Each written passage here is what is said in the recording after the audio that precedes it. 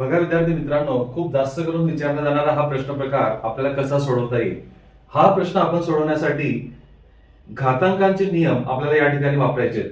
आता बघा, 4चा 15वा घात अधिक 4चा 16वा घात अधिक 4चा 17वा घात अधिक 4चा 18वा घात.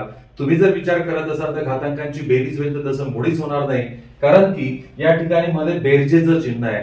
घातांकांची बेरीज जर मध्ये गुणाकार राहिला असता तर झालं असतं. तर मग नेमकं या प्रश्नामध्ये काय करायचं असतं, जर या प्रश्नाला सॉल्व्ह करताना, आणि प्रश्न काय विचारलाय बघा, या पूर्ण कंसामध्ये जी संख्या तयार होईल त्या संख्येला पर्यायातील कोणत्या संख्येने निशेष भाग जाणार आहे. मग प्रश्न सॉल्व्ह करताना सर्वात छोटा घातांक जो असेल तो सामायिक घ्या. सर्वात छोटा घातांक आहे तुमचा 4चा 15वा घात. तो जर मी सामायिक घेतला तर कंसामधले पहिलं पद 1 असेल, दुसरं पद, आता इथे याच्यातले 15 काढून घेतले तर 4चा पहिला घात राहील, याच्यातून 15 काढून घेतले तर 4चा दुसरा घात राहील, आणि त्याप्रमाणे शेवटी 4चा तिसरा घात राहील.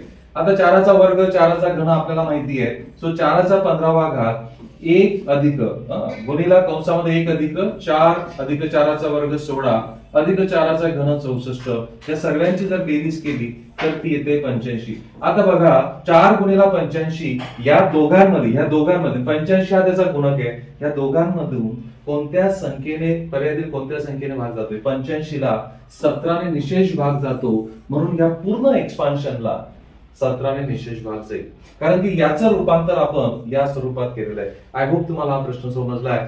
छोट्यात छोटा घातांक नेहमी सामायिक घ्यायचा ह्या प्रश्नामध्ये.